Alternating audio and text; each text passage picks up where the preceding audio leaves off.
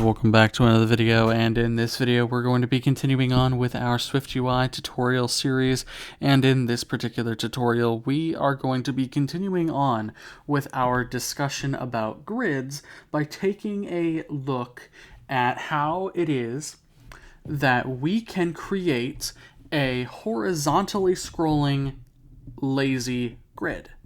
Now, previously we took a look at LazyHGrid, and LazyHGrid is very, very similar, except instead of columns, where we define our rows, and the grid view, the LazyHGrid will determine how many columns there needs to be in each of our predefined rows. So it'll try to evenly distribute items between the rows. All right, so without further ado, let's get started. I'm not going to go like super in depth into the ins and outs of how the grid exactly works, because I explained that already in the previous video with LazyHGrid. So if you haven't yet, go and watch that one to get a refresher on how the LazyGrids actually work. So let's go into Xcode.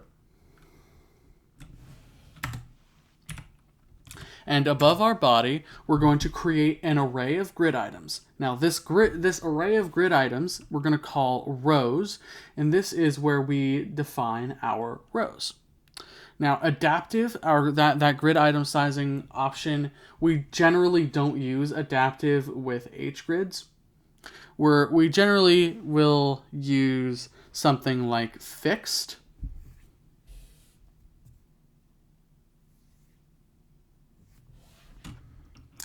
So let's go ahead, and we're going to use fixed this time around, just so we can get, just so we have some experience with another grid sizing option. So let's go ahead and create our array. Let rows equals, open up our array, and we'll say, let's say we want 3 rows. Let's say, so 3 rows, grid item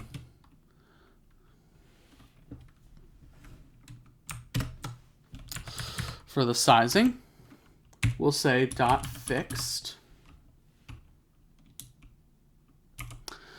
Let's say for the fixed grid size, we want our, let's say we want our rows to be, let's say 100 units tall.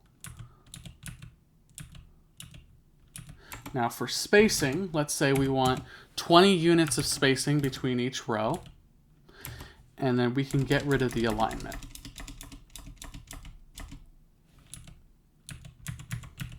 All right, and then we can do the same thing with our second row and our third row.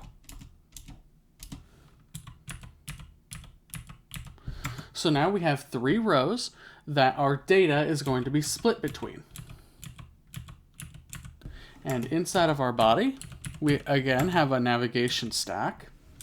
And inside of that navigation stack, we have a scroll view.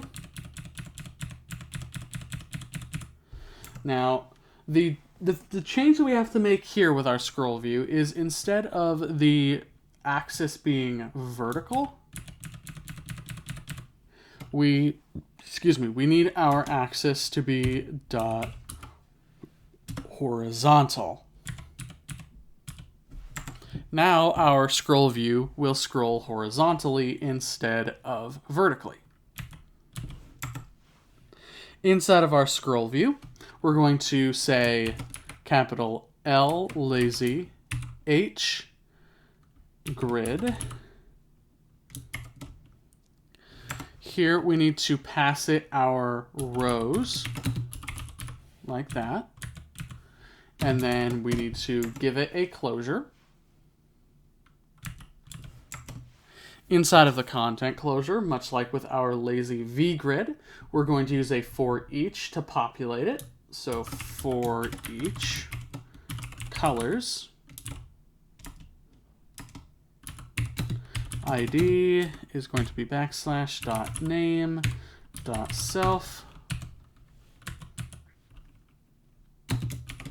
And we'll have cin like that for the closure.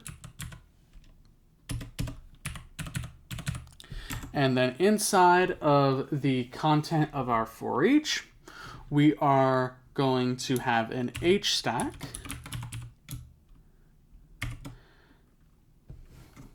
And we'll have some spacing of, let's say 20 points. Or actually, no, we'll do 10 points, just for simplicity's sake. We'll have 10 points of space between each item in our H stack. And inside of the H stack, we're going to have a rounded rectangle.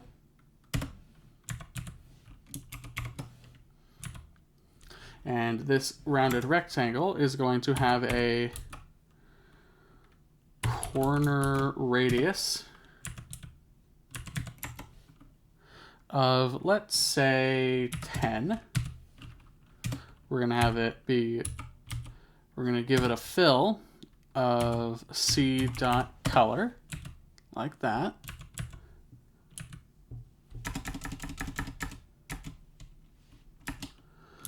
So c.color,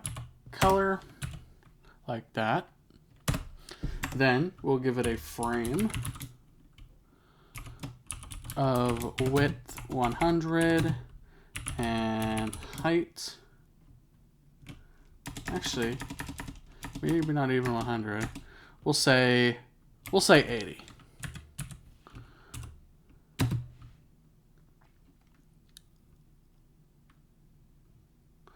And then a height of 80 as well, like that.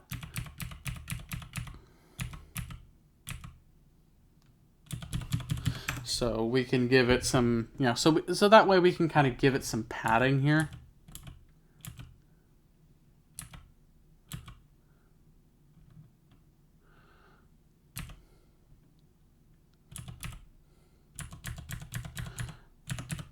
Okay, so I misspelled spacing here.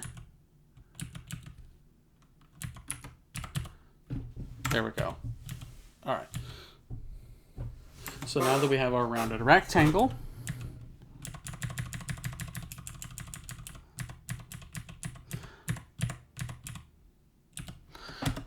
we can go ahead and say text. And this text is going to be c.name with a font weight of .black. Pretty good.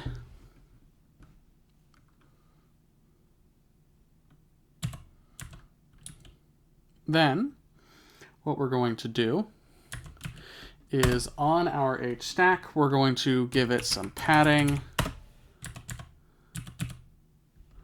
And on top of the padding, we're going to provide an overlay. Now, this is going to use the overlay modifier. So this modifier does exactly what the name implies. It overlays a view on top of the view being modified. And what we're effectively going to do with our overlay is we're going to provide a rounded rectangle that has uneven, well, not uneven, but we're going to provide a rounded rectangle. And this rounded rectangle is going to have a stroke, not a fill. So that way the contents of the view beneath it is not obstructed.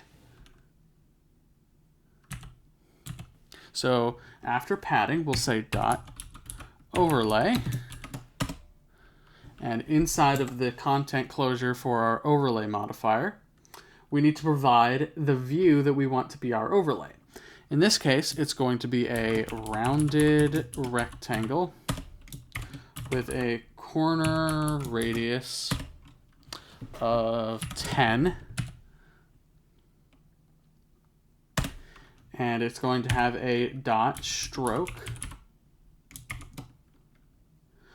of C dot color with a line width of, let's say, 2. So now it's going to have a 2-point thick border. It's a very thin border surrounding the entire list item, or not list item, grid item.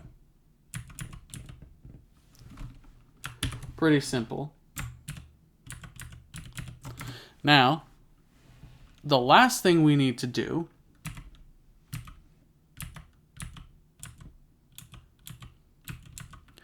is we need to say dot accessibility element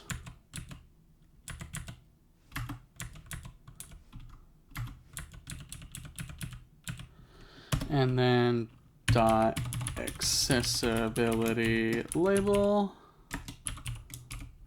with some text.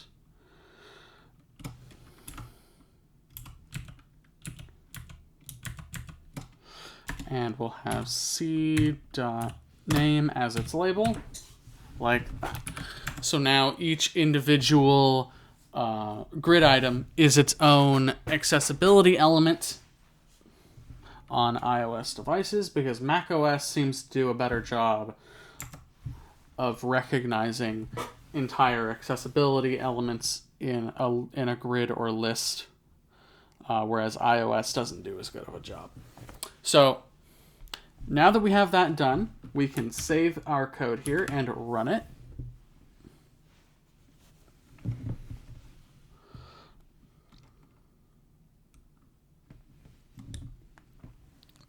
And right now we're running this on the simulator. So we just got to let it launch and kind of do its thing. It sometimes takes a little while for it to do what it needs to do.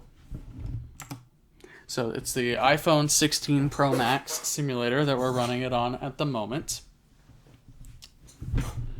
It's got to kind of load and do its thing here. Okay, so I'm going to double check that everything is fine here. You can see now our grid. So we have 3 rows, and our colors are split between these 3 rows.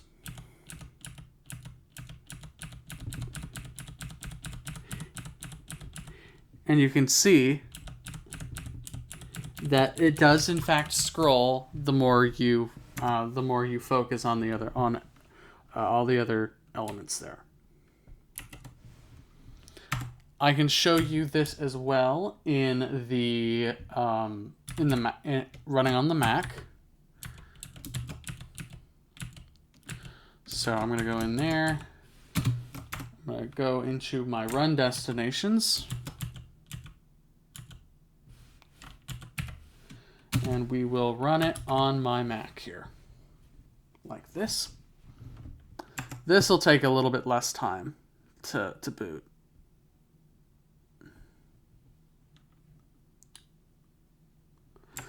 All right, so here we are.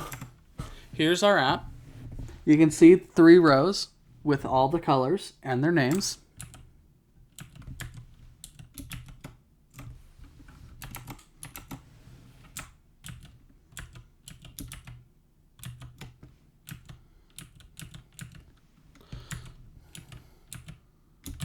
And so we can go in here and kind of just focus on all the colors. You can see it does in fact scroll as intended.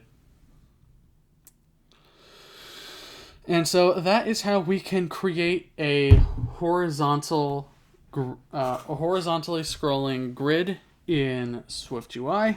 You often see these kinds of grids in, for example, the App Store. You can modify individual rows to make them look unique if you would like, similar to how you can do the same thing with columns in a vGrid. But really, that about covers it for LazyHGrid in SwiftUI. As you can see, it is very similar syntactically to VGrid. You just have to change a couple things, and you're golden. So really that just about does it. In the next video, we'll be talking about how we can create fixed grids in SwiftUI, and we'll talk a little bit about the differences between these lazy grids versus normal grid. Thank you all so very much for watching, and we'll see you in the next video.